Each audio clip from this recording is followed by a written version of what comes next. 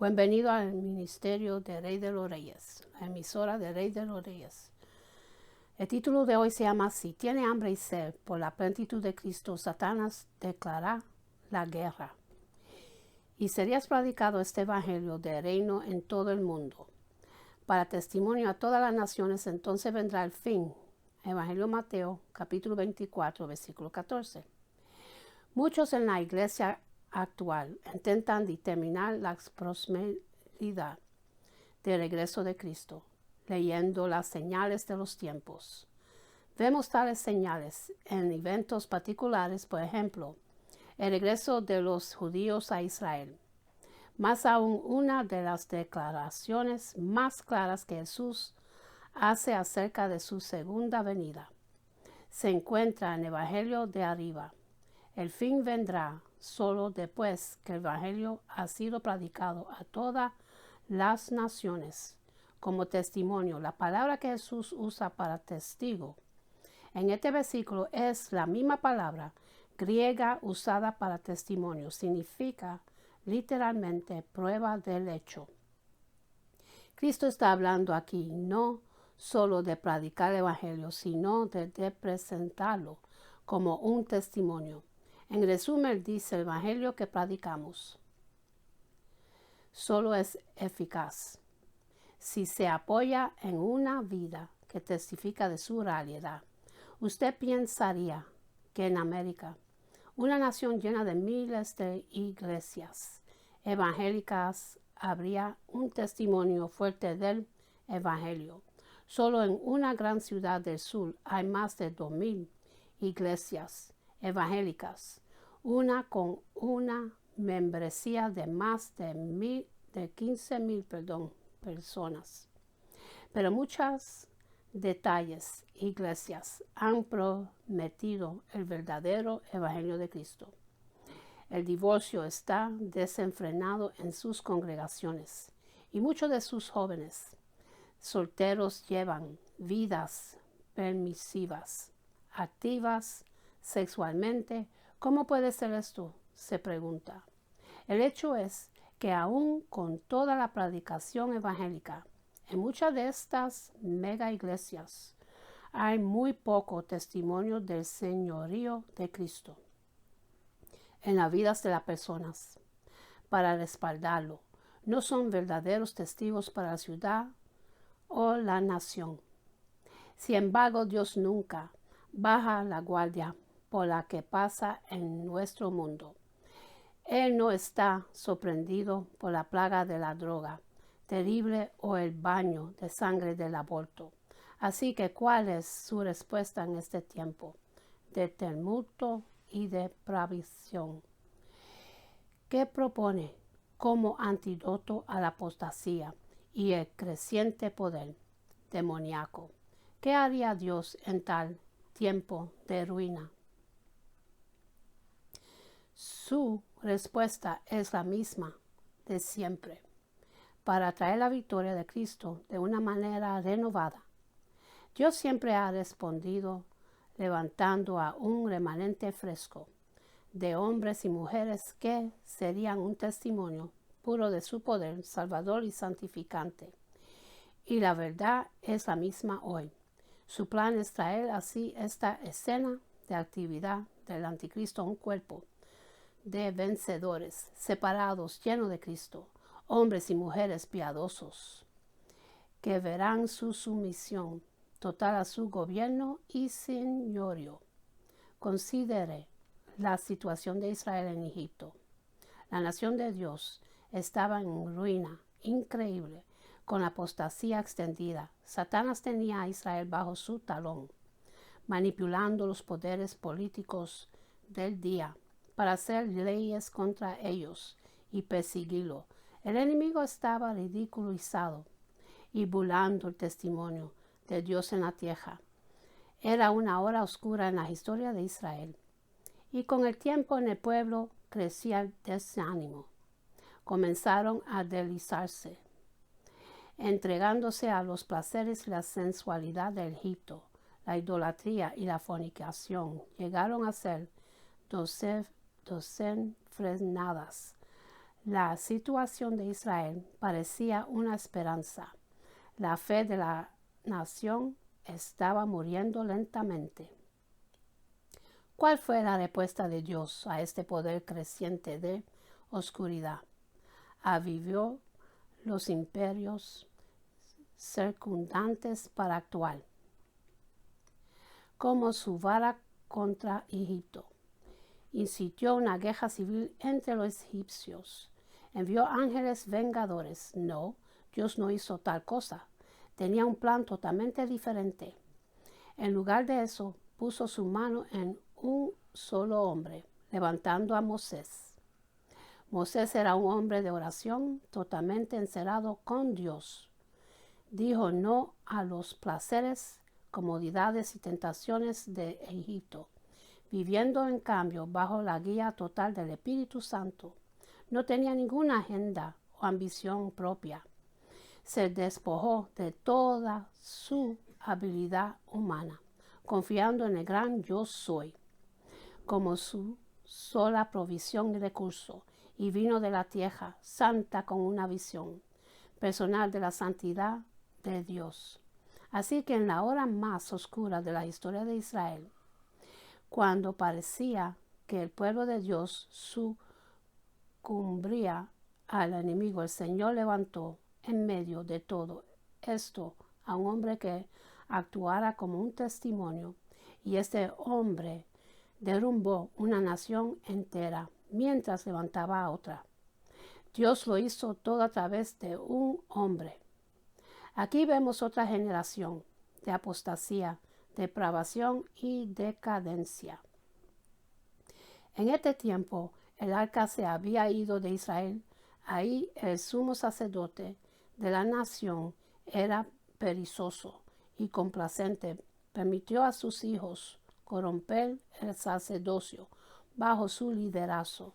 El adulterio y fornicación estaban desenfrenados en el tiempo, pero Elí estaba tan acostumbrado a su vida de comodidad que no hacía nada para detenerlos.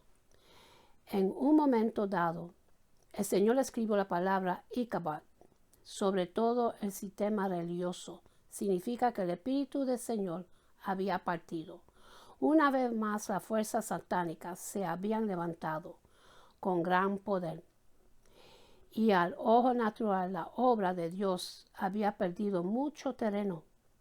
Las probabilidades de recuperación parecían improbables.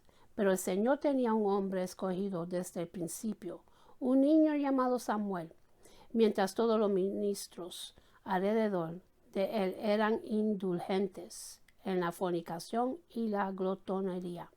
Samuel estaba aprendiendo a oír la voz de Dios, y mientras él tenía más intimidad con el Señor, el Espíritu Santo lo llenó con una palabra profética. Él llegó a ser un testimonio, la prueba viviente del poder de Dios. La Escritura dice que mientras Samuel creció, ninguna de sus palabras cayó a la tierra, significando que él habló de forma consistente con poder y autoridad. Y debido a su autoridad piadosa, ninguna nación pudo alzar una mano contra Israel por más de 40 años. Una vez más el Señor levantó a un hombre, un solo hombre, como testimonio a una nación entera. Dios no necesitó ningún ejército, ninguna organización humana, ninguna cosa nueva. Todo lo que necesitó fue un hombre justo, alguien cuyo ministerio estaba comprometido totalmente a su manera santa. En los días de Nehemías, los muros de Jerusalén estaban en ruinas. La ciudad era un literal montón de piedras y la iglesia estaba totalmente en decadencia. No había quedado ningún testigo. Los poderes malignos alrededor de Israel les persiguían severamente, burlándose de todo el trabajo que ellos intentaron emprender. ¿Cómo respondió Dios en tal tiempo de ruina? envió un ejército bien entrenado de Shushan para ayudarles. Envió un guardia del palacio que golpearía con violencia a sus enemigos prominentes. No, de nuevo Dios levantó un solo hombre, Nehemías. Aquí estaba un hombre con la carga de Dios en su corazón. Nehemías pasó su tiempo orando, ayunando y lamentando, porque estaba quebrantado por la condición de Israel. Profundizó también continuamente en la palabra de Dios, empuñando la profecía y moviéndose en el espíritu. Aunque Nehemías sirvió como el copero del rey Artajerjes, permaneció separado de toda la maldad que lo rodeaba. En medio de toda la sensualidad, inmortalidad e impureza que tenía lugar en Israel, él mantuvo un camino santo con el Señor, y a su vez todos los que le oían predicaban eran purificados en el alma. Pronto un avivamiento de sanidad bajó la tierra. Los sacerdotes y los levitas se purificaron, y se purificó el pueblo, y las puertas y los muros. El libro de Nehemías, capítulo 12, versículo 30. La casa de Dios también fue purificada, con todo lo carnal echado afuera. Nehemías envió obreros al templo, diciéndoles: quiero cada pedazo de suciedad fuera de aquí. No dejen nada que tenga que ver con idolatría o sensualidad. Sánquenlo todo y quémenlo. Amados, este es el concepto de Dios de avivamiento. Es bajar por todas las partes cada cámara de nuestro corazón que está sucio y sin santificar. Él no quiere que dejemos ningún lugar oscuro. ¿Dónde consiguió Nehemías esta autoridad espiritual? Para hacer temblar a los comprometidos y para traer temor piadoso al templo. El rey no se lo dio. Ningún obispo de la iglesia se lo dio. No lo aprendió de ninguna escuela bíblica. No, Nehemías tuvo su autoridad sobre sus rodillas, llorando, quebrantado, creyendo conocer el corazón de Dios. Y porque era un hombre de oración, pudo confesar los pecados de la nación entera. Esté atento tu oído a la oración de tu siervo que hago ahora delante de ti día y noche. Y confesó los pecados de los hijos de Israel. Yo y la casa de mi padre hemos pecado. En extremos nos hemos comprometido contra ti y no hemos guardado los mandamientos. Nehemías capítulo 1 versículos 6 y 7.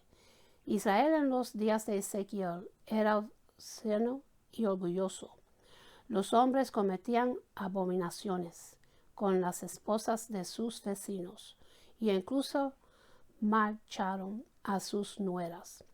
Los profetas que una vez fueron santos se deslizaron, llegando a ser amantes del dinero, y ya no discernían entre lo santo y lo profano, y los líderes de la nación se volvieron lobos rapaces, buscando ganancias deshonestas, derramando sangre, hablando mentiras y molestando al pobre. Todo suena tan similar a nuestros tiempos. Israel se olvidó tanto de los caminos de Dios que el Señor les dijo: la casa de Israel ha llegado a ser como escoria para mí. La nación estaba tan débil, mundana e impotente que Dios le hizo el hacermerir al mundo secular. Él dijo por consiguiente: yo le he hecho un reproche a los paganos y una burla a todos los países. Ezequiel capítulo 22 versículo 4. ¿Qué acusación? Dios le estaba diciendo a Israel: has despreciado tanto las cosas santas, entregándote completamente a la lujuria, que voy a despojarte de tu testimonio. El profeta Ezequiel era un hombre mayor en ese tiempo, a punto de morir. Así que, ¿cómo trató Dios con la situación? Le dijo a Ezequiel: busque un hombre entre ellos que construyera vallado y estuviera de pie ante mí por la tierra, para que yo no la destruyería. Pero no lo hallé. Versículo 30. Imagínase, el destino de Israel descansaba en sí. Dios podía encontrar un hombre justo en quien confiar. Aún le dijo a Ezequiel: pero no lo encontré. Por consiguiente, he derramado mi indignación sobre ellos. Versículo 30 y el 31. Dios dijo lo mismo al profeta Jeremías: recorré las calles de Jerusalén, buscar a ver si hallaréis un hombre, si hay alguno que haga justicia, que busque verdad, y yo la perdonaré. Jeremías capítulo 5, el versículo 1. Él le dijo al profeta: perdonaré a la nación entera si puedo encontrar solo un hombre que esté de pie en la brecha. Todo lo que necesito es una alma que esté rendida totalmente a mi voluntad. Amados, hoy oímos las voces de Babel en iglesia, clamando por formas más revelantes y contemporáneas de alcanzar el mundo. Y tantos programas extraños y canales son probados. Sin embargo, en el tiempo del ministerio que yo he visto, estos tipos de programas que venían y van, cuentan totalmente en aplicar la carne. No tienen nada que ver con la cruz. Las multitudes que atraen viven vidas vacías, vidas irrealizadas.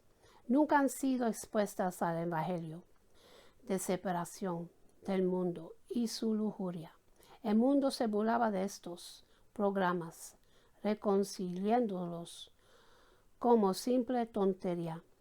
Cualquier ministerio o promotor puede desarrollar tal desperdicio. Una persona incluso puede vivir como el diablo y implementar programas aparentemente piadosos. En efecto, todo lo que necesitas es una mente aguda y estrategias de un ejecutivo para construir una mega iglesia. Aun si lo haces apartado de Dios, sin su justicia o santidad, sería un hendol en sus fosas nasales. Es un evangelio sin respaldo de un verdadero testimonio. No tiene poder para liberar.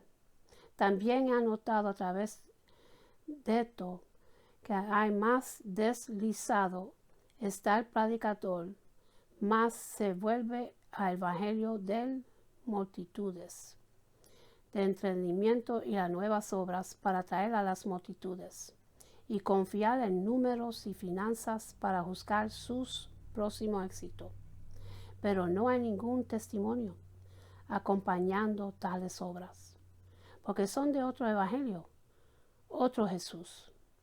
Un pastor verdaderamente piadoso tiene solo una meta en su ministerio. No da ningún descanso a su alma hasta que haya coronado a Jesús, Señor en cada área de su vida, y traerá a sí mismo y a sus ovejas bajo el reino gobernante del Espíritu Santo. Si tiene hambre y sed por la plenitud de Cristo, Satanás te declarará la guerra. Cuando él ve evidencias de su compromiso es real, su diligencia en la oración, su rechazo de yo, usaría toda alma del infierno para tratar de destruir su testimonio. ¿Por qué? Ese testimonio es la respuesta de Dios a la apostasía y la ruina. De esto se trata el horno ardiente en la historia de Daniel. Satanás inventó un plan detallado para destruir el único testimonio de poder de Dios que quedaba en Babilonia. Culminó en un horno candente para matar toda prueba viviente de la verdad del Evangelio de Dios. 3 jóvenes israelitas piadosos sirvieron en las altas oficinas gubernamentales en Babilonia.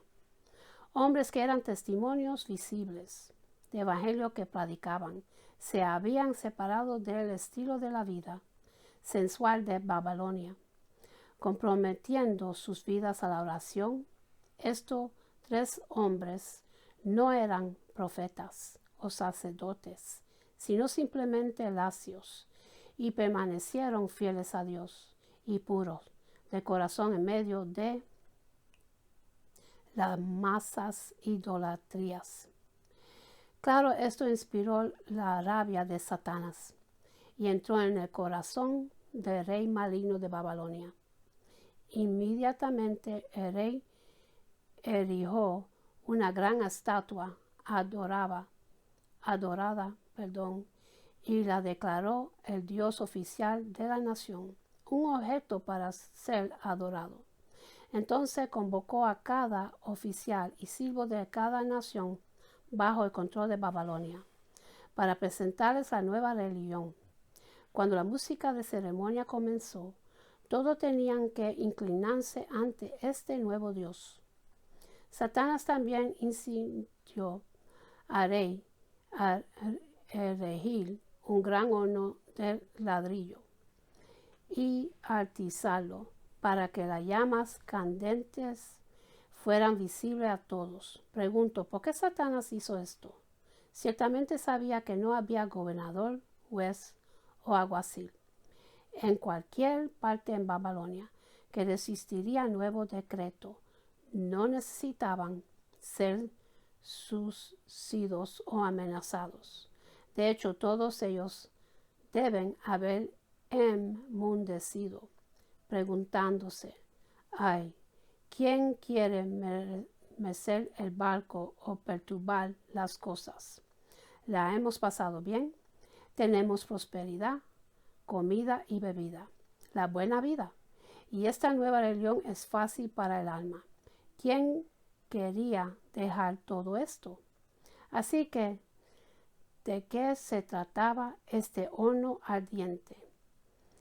Era totalmente la obra de Satanás, una manipulación aparejada por él para destruir a los 3 jóvenes lacios.